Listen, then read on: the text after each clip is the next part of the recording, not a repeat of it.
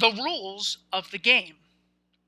Even most people who claim to love liberty and believe in unalienable rights allow the superstition of authority to drastically limit their effectiveness.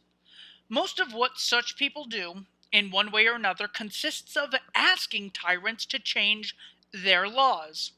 Whether activists campaign for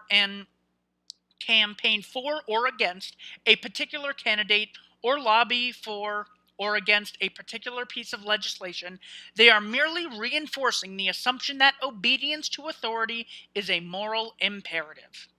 When activists try to convince politicians to decrease taxes or repeal some law, those activists are implicitly admitting that they need permission from their masters in order to be free, and the man who runs for office promising to fight for the people is also implying that it is up to those in government to decide what the peasants will be allowed to do. As Daniel Webster put it, there are men in all ages who mean to govern well, but they mean to govern. They promise to be good masters, but they mean to be masters. Activists spend huge amounts of time, money, and effort begging their masters to change their commands. Many even go out of their way to stress the fact that they are working within the system and that they are not advocating anything illegal.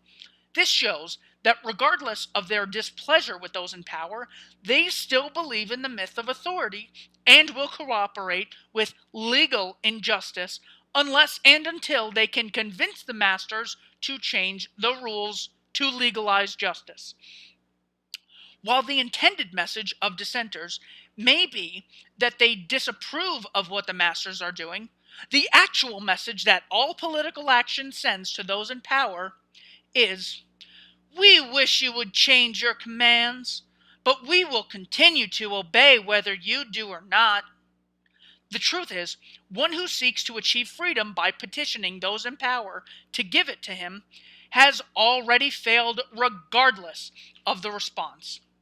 To beg for the blessing of authority is to accept that the choice is the master's alone to make, which means that the person is already by definition a slave.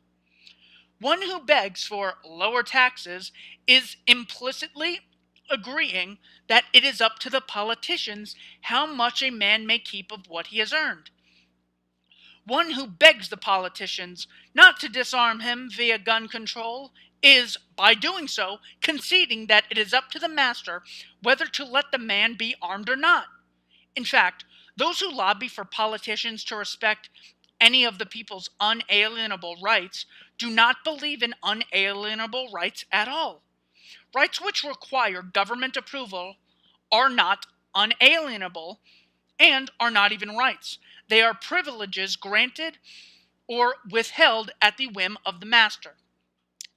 And those who hold positions of power know that they have nothing to fear from the people who do nothing but pathetically beg for freedom and justice. However loudly the dissenters talk about demanding their rights, the message they actually send is, "We agree, master, that it is up to you what we may and may not do." That underlying message can be seen in all sorts of activities mistakenly imagined to be forms of resistance. For example, people often engage in protests in front of government buildings, carrying signs, chanting slogans, sometimes even engaging in violence to express their displeasure with what the masters are doing.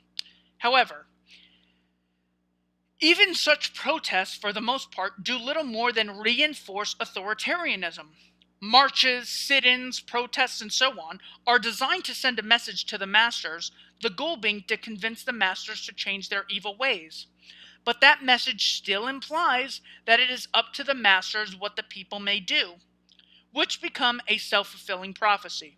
When the people feel beholden to an authority, they are beholden to an authority. Those in government derive all their power from the fact that their subjects imagine them to have power.